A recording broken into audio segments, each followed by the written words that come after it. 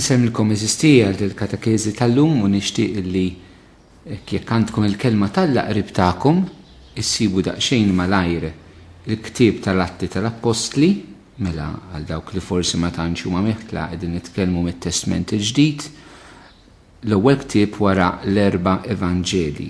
Il-ktieb tal-Atti tal-Apostli, kapitlu 3, kif tafu kull ktieb tal-Bibja huwa maqsum f'kapitli, u kull kapitlu huwa maqsum fi vrus. Allura f'dal każ nixtieqkom issibu l-ktieb tal-Atti kapitlu 3, il-vrus huma minn 1 sa 10. L-Atti tal-Apostli kapitlu 3 minn vers 1 sa 10. Ħanaqra din is-silta u nistidinkom minn għandkom il-kelma tal-qrib tagħkom sabiex issegwa u mbagħad nirriflettu daqsxejn ftit fuqha flimkien. Pietru u Ġwanni kienu telgħin lejn it-tempju għat-talb ta' 3 ta' wara nofsinhar. U xi wħud kienu qegħdin iġorru raġel matub minn twelidu li kienu jqeduh kuljum ħdejn il-bieb tat-tempju li jgħidulu is-sabiħ biex jitlob il-karità lil dawk li jkunu deħlin fit-tempju. X'inra li l-Pietru u l-Ġwanni deħlin fit-tempju talabhom il-karità. Pietru flimkien ma' Ġwanni tefa' għajnejh fuq u qallu: ħares lejna. Dak baqa' jħares lehom, jistenna li se jaqla xi ħaġa minn għandhom. Imma Pietru qallu: fidda u deb m'għandix, imma dak li għandi se nagħtihulek. Fl-isem ta' Ġesu Kristu ta' Nażaret, imxi. U qabdu minn idu l-leminija u qajmu. Minnu fih riġlejh u l-kiesi tiegħu ħadu saħħithom u malar qabeż fuq riġlejh u beda jimxi. U daħal magħhom fit-tempju jimxi u jaqbeż bil-ferħ u jfaħħar l-Alla. Il-poplu kollu raħ miexi u jfaħħar lill-Alla. Għarf il-juk l-istess wieħed li s-soltu kien jitlob il-karità, il-bib is-sabiħ tat-tempju, u baqgħu mistaġba u mibluwa b'dak li ġralu. Mela f'din is-silta eżistijej illi tiġi fil-bidu, il-ġrajja fil-bidu tal-Knisja ftit wara Pentekoste, għandna il-Pietru u l-Ġwanni li telgħin lejn it-tempju għat-talb ta' 3 ta' wara nofsinhar. L-ewwel ħaġa huwa mument meta l-ewwel insara kienu għadhom ma nfirdux kompletament mill-reliġjon ludija, mill-fidi ludija, mill-Ġudajiżmu. Fil-waqt li għandna d-deskrizzjonijiet tal-ewwel Knisja li kienet taqsam il-ħobs fi djarhom, referenza għall-Ewkaristija, però kien hemm talb illi l-ewwel insara kienu għadhom jagħmluh flimkien mal-Lut. Allura kien imorru fit-tempju sabiex hemmhekk jingħaqdu fit-talb ħanidu hekk fit-talb liturġiku tal-poplu Ludi. Qegħdin imorru jitolbu il-mument ta' 3 ta' wara nofsinhar. Forsi hekk għalina l-insara, definitivament mhux għall-Lut, ma lina l-insara dan it-talb fit-3 ta' wara nofsinhar ma jistax ma jfakkarniex fil-mewt ta' Sidna Ġesu Kristu. Is-sija tal-ħniena jekk irid nuża il-kliem li Ġesu jgħid lil Santa Faustina Kowalska fir-rivelazzjonijiet li kellha approvati mill-Knisja dwar il-messaġġ tal-ħniena divina. Għandna lil Pietru u Ġwanni li telgħin biex jitolbu fit-tempju, sejrin għall-liturġija. Il-liturġija li nistgħu anke hekk issa nittrasportaw daqsxejn dan għall-ħsibijiet għall-Knisja tagħna llum. Il-Konċilju Vatikan II jurina li l-liturġija b'mod partikolari l-Ewkaristija hija l-għajn u l-quċċata tal-ħajja nisranija tagħna. L-għajn jiġifieri li minna kollox joħroġ u l-quċċata jiġifieri li lejha kollox irid iwassal. Interessanti li Pietru u Ġwanni telgħin jitolbu fit-tempju. Sejrin biex jidħlu f'dil komunjoni ma' Alla li huwa l-iskop fl-aħħar mill-aħħar tal-Magħmudija, li hu l-iskop għaliex il-Knisja teżisti biex tlaqqa l-bniedem ma' Alla u l-bniedem ma' l-bnedmin. Ħalli l-umanità ssir komunità fejn Alla jammar fil-bniedem u l-bniedem jammar f'Alla. Waqt li huma telajn tiegħi, fl-istess ħin għandna moviment ieħor ta' nies li qegħdin jersqu lejn dan it-tempju. Jekk Petru u Ġwanni resqin lejn dan it-tempju sabiex huma immorru jitolbu jinaqdu mal-Alla, persuni oħrajn kienu resqin lejn it-tempju, nikkwotaw vers 2 issa, xi wħud kienu qegħdin iġorru raġel matub minn twelidu li kienu jqegħduh kuljum ħdejn il-bib tat-tempju li jgħidulu s-sabiħ biex jitlob il-karità lil dawk li kienu deħlin fit-tempju. Mela l-apostli telgħin lejn it-tempju biex jitolbu, uħud resqin lejn it-tempju biex jieħdu wieħed raġel matub ħalli jittallab il-karità u l-atti jgħidilna li din kienet ritwal, kienet ta' kuljum li kienet qiegħda tiġri. Daqskemm kienet ħanejdu hekk ritwal rit li morru b'mod regolari l-apostli jitolbu fit-tempju, daqstant ieħor dan ir-raġel kienu joħduh ma kienx ikun fit-tempju ġewwa net dejn il-bib is-sabiħ li kien jifret il-bitħa ta' barra għal bitħa ta' ġewwa fil-mod kif kien strutturat it-tempju ludi, ma kienu jtellaw hemmhekk mhux tant biex jidħol f'komunjoni ma' Alla fit-talb liturġiku, mhux tant kien imur għat-talb ta' tlieta, mhux tant kien imur biex jitlob lil Alla, ma kien imur biex jittallab il-bniedem. Jitleb il-bniedem jagħtih il-karità. U hawnhekk eżistijej. Hekk din l-immaġni hawn nitlob dal-aħħar laqtitni għaliex tista' tkun simbolu tar-realtà tal-Knisja tagħna llum. Jista' jkun li aħna uħud minna bħal Petru bħal Ġwanni aħna mixin lejn il-Knisja, mhux biss it-tempju fiżiku, imma il-komunità nisranija dak kollu li jagħmel il-Knisja. Qegħdin hemmhekk iva mixin għall-laqda tagħna ma' Alla, għall-liturġija. Però jista' jkun li hemm ċirkostanzi fej għandna persuni li jiġu fuq l-adba tal-bib tal-Knisja, issa din l-adba qed ngħidha b'mod simboliku mhux qed ngħid li jqogħdu neċessarjament wara l-bib tal-Knisja bħala tempju fiżiku. Imma dawk li mhumiex fil-Knisja, mhumiex fil-komunità nisranija, però li jiġu fil-adba tal-komunità nisranija, jiġu ħdejn dan il-bib sabiħ tal-komunità nisranija u jiġu hemmhekk biex jittalbu l-karità. Għanna nies li huma ġewwa fil-Knisja, għanna nies li huma barra mill-Knisja, li qegħdin mal-ġenb tal-Knisja, forsi qegħdin hemmhekk ta' kuljum, jittalbu l-karità. Jekk din jgħiduli eżistija jiex immaġni ta' ħafna persuni illi forsi ma jeħtlux fil-Knisja, forsi ma jiġux iqimu lill-Alla mal-komunità nisranija, forsi ma jieħdu s-sem fil-qudies, ma jieħdu s-sem fit-talb liturġiku tal-Knisja, però jiġu jħabbtu l-bibien tal-Knisja u tal-insara biex jittalbu il-karità. Interessanti sistieku kellna nħarsu ftit il-karità li dan ir-raġel matub, x'in il-kondizzjoni tiegħu? Dan ir-raġel huwa matub minn twelidu. Dan ir-raġel jiddependi minn oħrajn li jgħoduh f'dan il-post. U dan ir-raġel is-soluzzjoni għal kondizzjoni tiegħu li huwa matub hija li jittallab l-elemosina, il-flus, il-karità. Ekk diskrizzjoni ta' dan ir-raġel eżistij nistgħu narawha b'xi mod jew ieħor tolqod diversi realtajiet ta' sitwazzjoni ta' wħud minnha illum il-ġurnata. Persuni li forsi mhumiex fil-Knisja għaliex twildu matuba. X'jiġifieri? Jiġifieri twildu f'sitwazzjoni ta' paraliżi fil-ħajja tagħhom. Twildu paralitiċi, twildu ma jistgħux jiċċaqalqu mhux fiżikament imma spiritwalment u moralment għaliex twildu f'realtà illi diġà hija maqtuha minn Alla. Persuna li titwieled familja l-bot minn Alla. Fejn ma tismax b'Ġesu, ma tismax bil-fidi, ma tippratikax il-fidi allura. Allura hija persuna staġnata fuq livell spiritwali, fuq livell morali fil-ħajja tagħha. Nistgħu nsiru paralitiċi jekk ma twilidniex paralitiċi. Ġifieri persuna xi darba se kienet timxi però tipparalizza ruħha f'xi mument. Nintaqgħu ma' persuni sistili li l-ħajja tagħhom donna weħlet, ipparalizzata. Donnom ma jistgħu jmorru mkien.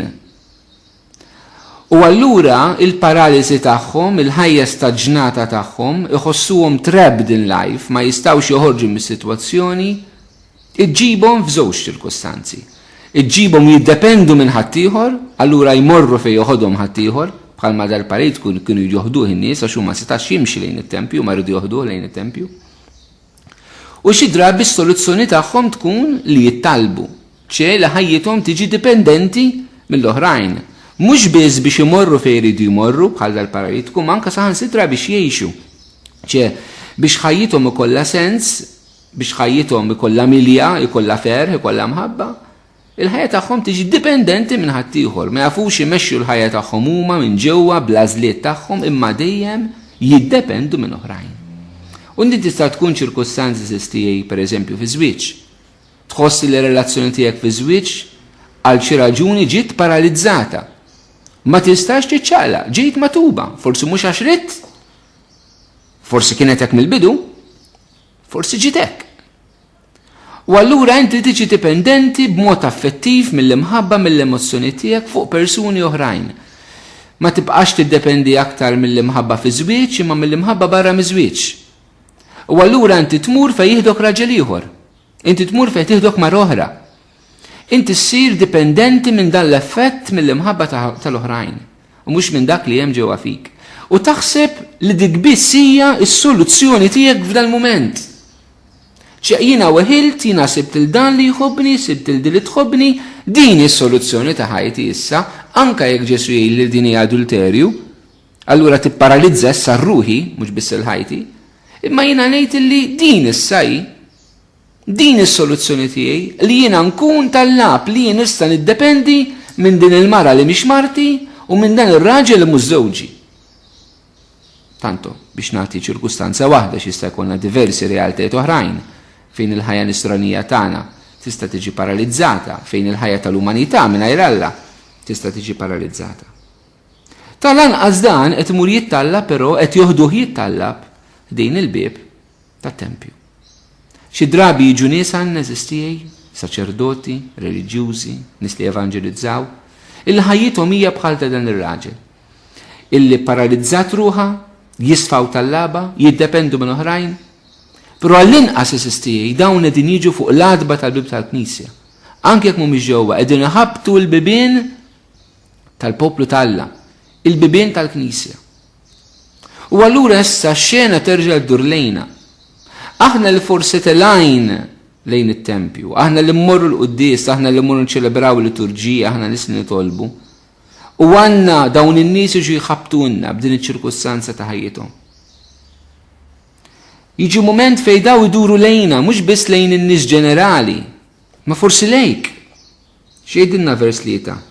X'kien dar-raġel ra lil Pietru u Ġwanni deħlin fit-tempju talabhom il-karità. Dan ir-raġel waqqaf il-Pietru u Ġwanni u jgħidulhom tuni karità. ċejja xena li tfakkarni fil-parabola ta' Ġesu f'Salluqa tas-Sammaritani tajjeb meta għandek anke s-saċerdot sejjer lejn it-tempju u għandek dak ir-raġel marit imma s-saċerdot ma jqafx jibqa' miexi li ma jmurx jitniċċex ħalli jmur jagħmel qima tiegħu fit-tempju. U hawnhekk għandna l-istess ħaġa. Waqt li sejrin lejn it-tempju għandna dan ir-raġel hemm li jista' twaqqaf lilhom. Mhux il-kulħadd mod ġenerali. Din ir-realtà li tista' tolqot lilek meta inti xi ħadd se jwaqqaf lilek qed jgħidlek Fader għejni. Qed jgħidlek fuq ħabibek fuq ix-xogħol jiena paralitiku, ħajti paralizzat, ma nafx fejn ħantija rasi aktar. Ejni, għatini l-karità, għatini s-soluzzjoni. Interessanti sistijaj illi Pietru Ġwanni se taqalu isma' sar il-ħin aħna għandna l-ħin tat-talb ta' 3 ma nistgħux nifqu. Però Pietru Ġwanni jieqfu. U hawnhekk għandna l-mistoqsija tagħna li rridu nagħmlu. Quddiem in-nies anke jekk huma barra mill-Knisja. Aħna lesti li nieqfu quddiem il-karba tagħhom?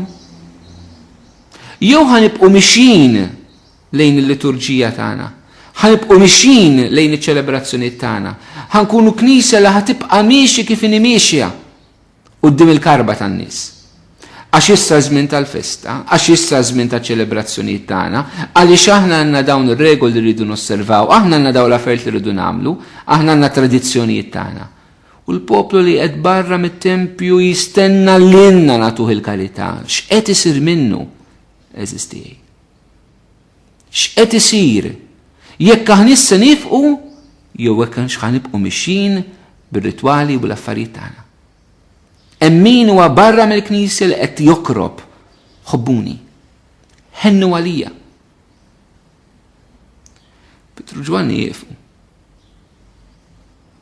Petru, vers 4, fl-imkien ma' Ġwanni, tefa' jnieħ fuqu u qallu, ħares lejna.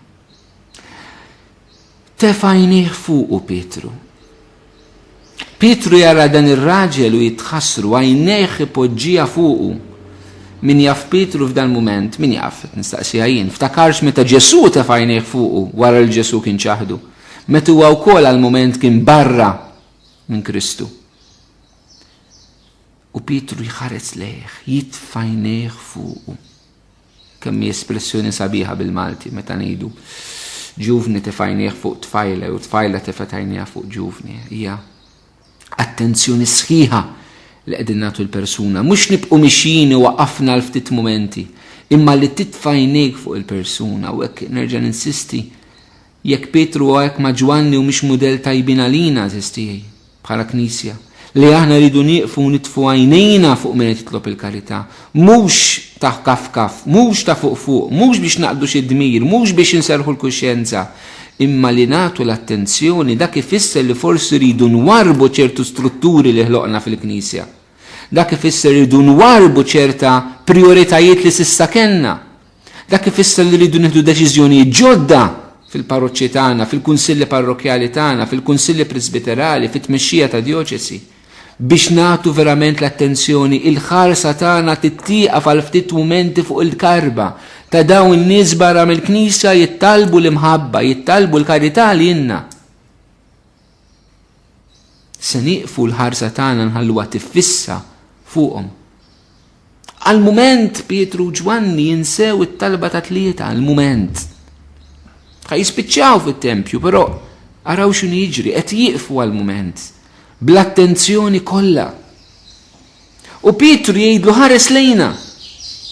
Jekk issa Petru u Ġwanni jaqalaw il-ħarsa tagħhom minn fejn jkunu sejrin u jpoġġuha fuqu, l-ewwel ħaġa li qed jistiednu lil dar raġel paralitiku biex huwa jaqla l-ħarsa tiegħu minn fuqu u jpoġġiha fuq Petru u Ġwanni. Araw bil-mod il-mod kif Petru u Ġwanni se jiħtlu f'din ir-relazzjoni ma' dan ir-raġel matub. Qed jgħidulu tibqax tifissa fuq dak li il-kundizzjoni tiegħek, il-paralisi li għandek.